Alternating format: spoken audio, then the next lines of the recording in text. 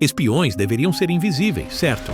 Mas James Bond entra num cassino, pede um martini, batido, não mexido. E todo mundo já sabe quem ele é. Como é que o agente secreto mais famoso do mundo sobrevive, sendo tudo menos secreto? Com mais de 2 bilhões de espectadores ao redor do mundo, James Bond virou sinônimo de espionagem, luxo e ação desenfreada. Mas, e se a gente comparasse as loucuras do 007 com o trabalho de verdade de um espião da vida real? Será que suas táticas seriam eficazes? Ou será que ele teria sido preso? Ou pior? Hoje a gente vai invadir o mundo da espionagem real e comparar com o do Bond, James Bond. Se prepara, porque o que você vai descobrir pode explodir tudo o que você pensava saber sobre o universo dos espiões.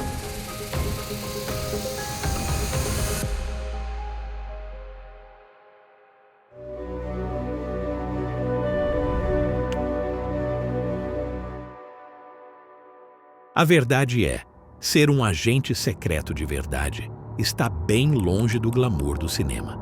Enquanto Bond sai ileso de tiroteios, explosões e perseguições em alta velocidade, espiões reais treinam durante meses para aguentar até as situações mais básicas no campo. Vamos começar pelo físico. Os candidatos a agentes da MI6, o Serviço Secreto Britânico, ou da CIA, a agência americana, passam por testes que parecem saídos de um reality show militar. São provas de resistência, combate corpo a corpo, natação sob pressão, escaladas, corridas com obstáculos.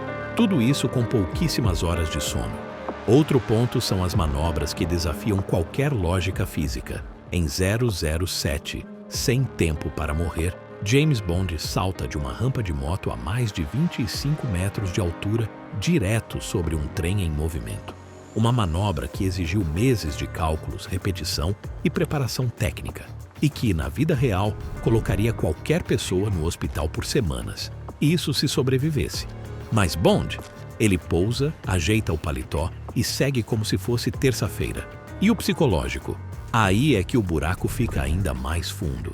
Espiões reais passam por simulações de interrogatórios, privação de sono, isolamento extremo, tudo para ver se a pessoa desmorona sob pressão. E mesmo os mais experientes têm acompanhamento psicológico constante. Estudos mostram que entre 10% e 20% dos agentes desenvolvem algum tipo de estresse pós-traumático após operações intensas. Agora pensa, quantas vezes o Bond foi torturado, espancado ou levado ao limite, e no dia seguinte já estava impecável de terno? É impossível. Espiões reais aprendem a resistir a interrogatórios, sim, mas a prioridade é sobreviver com o mínimo de danos físicos e mentais, não sair posando para foto depois. Ah, e sobre idiomas, Bond fala fluentemente quase tudo: francês, russo, alemão, japonês. Mas na prática, espiões são treinados para entender e se comunicar de forma funcional. Nada de sotaque perfeito. A meta é passar despercebido, não vencer concurso de dicção. Além disso, eles vivem sob constante tensão. Missões perigosas, mudanças frequentes de identidade, ausência da família. Não é um emprego glamouroso. É um estilo de vida que exige sacrifício real e duradouro. Bond é entretenimento. Ele salta de prédios, sobrevive a explosões e ainda termina a noite num hotel 5 estrelas. Mas a realidade é dura, cheia de riscos e exige uma resistência que poucos têm. Só que isso não torna os espiões menos incríveis. Pelo contrário, eles apenas não têm trilha sonora épica acompanhando cada passo.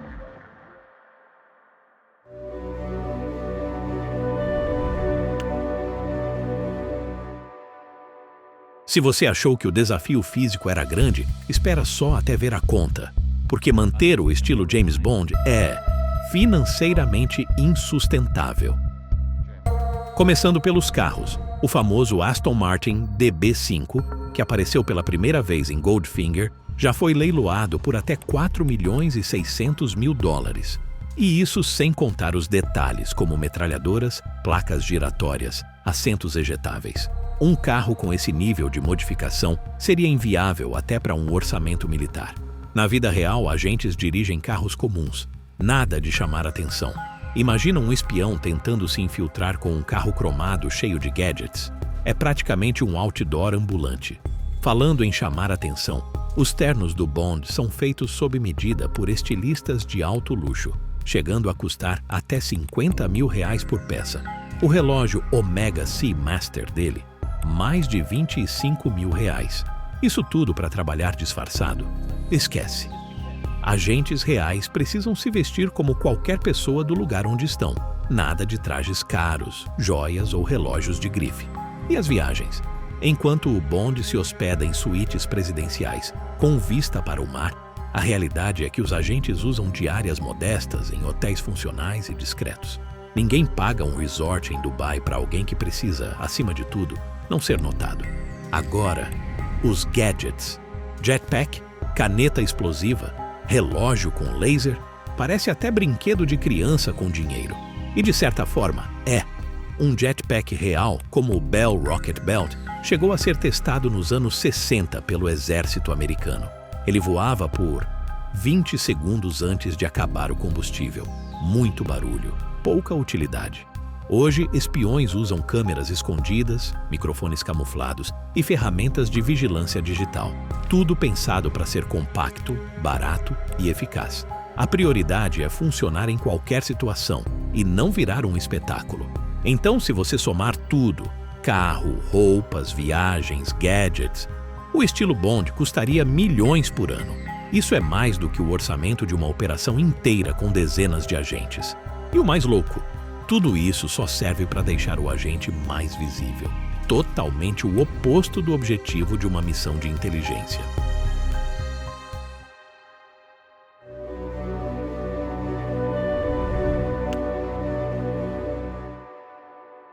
Beleza. Mas será que pelo menos algumas das invenções do Bond têm base científica? Vamos começar pela famosa caneta explosiva de GoldenEye. Sim, já existiram protótipos de explosivos escondidos em objetos comuns, mas eles são considerados arriscados demais. As agências modernas preferem cargas específicas de demolição, simples, eficazes e, acima de tudo, controláveis. O relógio magnético de Viva e Deixe Morrer? Puro cinema. Campo eletromagnético portátil o suficiente para desviar balas? Nem em 2050. Agora, a ideia do telefone que controla o carro, como no filme O Amanhã Nunca Morre, parecia absurda em 1997. Hoje, modelos da Tesla já fazem isso com um toque no app. Algumas tecnologias vistas nos filmes acabaram antecipando tendências reais. Mas e o carro submarino de O Espião, que me amava? Foi construído de verdade para filmagem, mas nunca funcionou como um submarino. Submersíveis reais existem, claro, mas são enormes, barulhentos e nada discretos, péssimos para espiões. E o jetpack? O já mencionado Bell Rocket Belt voava, sim, mas por pouquíssimo tempo. Ideal para fugir de um prédio? Não.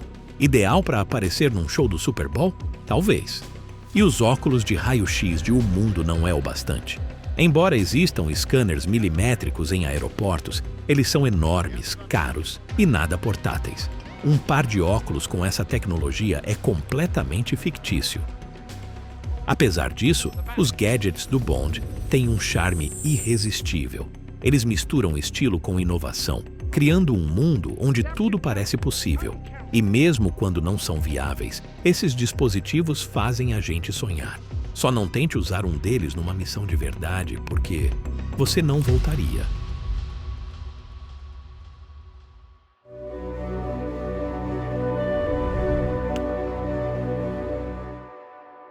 E aí vem a pergunta que não quer calar. Será que o jeito James Bond de ser espião funcionaria fora da tela? Spoiler, não. Bond usa o próprio nome, dirige carros caros, frequenta cassinos e, claro, sempre atrai atenção. Um agente real faria exatamente o contrário. Criaria um disfarce discreto, evitaria lugares movimentados e jamais deixaria rastros. Em espionagem, quanto menos as pessoas se lembrarem de você, melhor. As missões reais envolvem meses de preparação, contatos locais, comunicação cifrada encontros rápidos e, acima de tudo, discrição absoluta. Enquanto Bond aposta tudo num blefe no pôquer, espiões verdadeiros usam códigos, observação cuidadosa e longas relações de confiança com informantes. E mais, Bond frequentemente recorre à violência, ameaças ou intimidação para conseguir informações. Isso não só compromete o valor da inteligência obtida, como pode invalidar toda a operação. O trabalho moderno é baseado em psicologia, empatia e negociação, até porque, numa missão real, cada detalhe conta. Agora pensa no estrago. Explosões, tiroteios, perseguições. Tudo isso renderia manchetes no mundo inteiro e colocaria o agente sob investigação em segundos. A regra número 1 da espionagem: nunca seja notícia. Sem falar nos relacionamentos amorosos que o Bond cultiva em praticamente toda a missão. Na vida real, esse tipo de envolvimento coloca o agente e a missão em risco. Laços emocionais são considerados fraquezas exploráveis pelo inimigo. Ainda assim, o Bond acerta em alguns pontos. Ele é adaptável, confiante e criativo sob pressão, características desejadas por qualquer serviço de inteligência. Mas no fim das contas, o que ele faz é um espetáculo, não uma estratégia viável.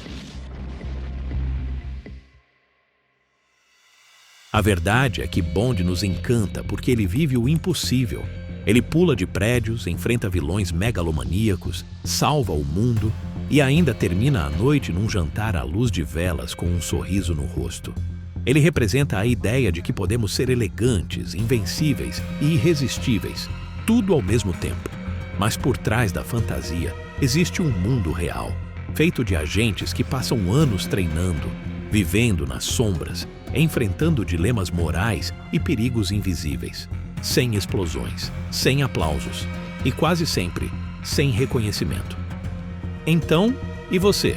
Preferiria o glamour do 007 ou a realidade fria e fascinante da espionagem verdadeira? Deixa aí nos comentários. E claro, se curtiu esse vídeo, já deixa seu like, se inscreve no canal e ativa o sininho.